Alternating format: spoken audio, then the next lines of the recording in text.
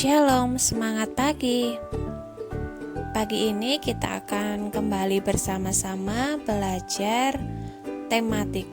Untuk itu, sebelum kita belajar, silakan kalian siapkan alat tulis dan buku kalian.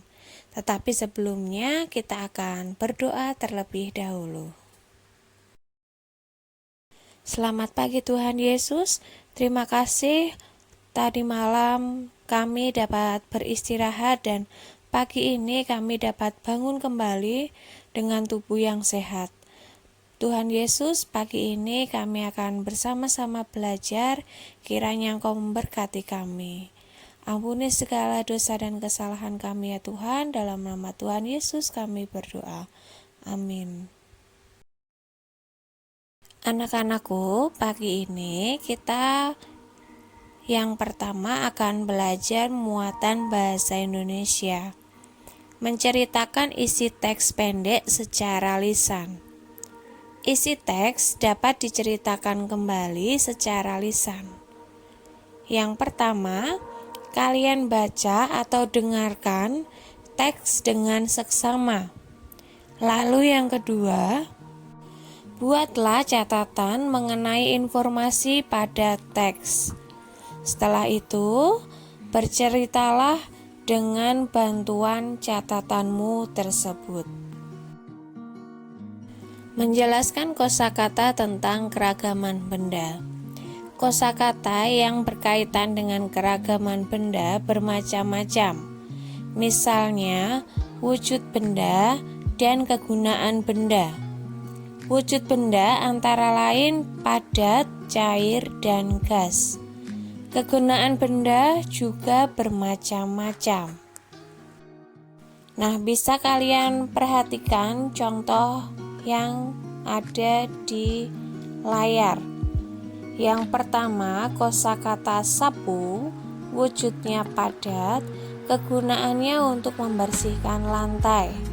Yang kedua, meja, wujudnya padat, kegunaannya untuk meletakkan benda. Yang ketiga, air, wujudnya cair, kegunaannya untuk mandi. Yang keempat, udara, wujudnya gas, kegunaannya untuk memompa pelampung.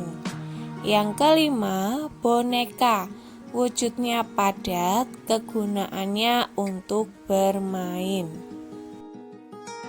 Selanjutnya kita masuk di muatan PPKN. Menyebutkan sikap yang boleh dan tidak boleh dilakukan di rumah. Sikap yang boleh dilakukan di rumah, yang pertama contohnya adalah berpamitan kepada orang tua sebelum bermain. Yang kedua, mengucapkan salam sebelum masuk rumah. Nah, contoh sikap yang tidak boleh dilakukan di rumah. Yang pertama, bermain hingga lupa waktu. Yang kedua, membantah nasihat orang tua. Menyebutkan manfaat aturan di rumah. Setiap keluarga mempunyai aturan. Aturan di rumah harus dipatuhi setiap anggota keluarga. Aturan dibuat agar tercipta suasana yang damai. Tidak taat peraturan dapat merugikan diri sendiri dan juga orang lain. Dengan adanya peraturan, hidup menjadi tertib dan teratur. Berikut beberapa manfaat menaati aturan di rumah.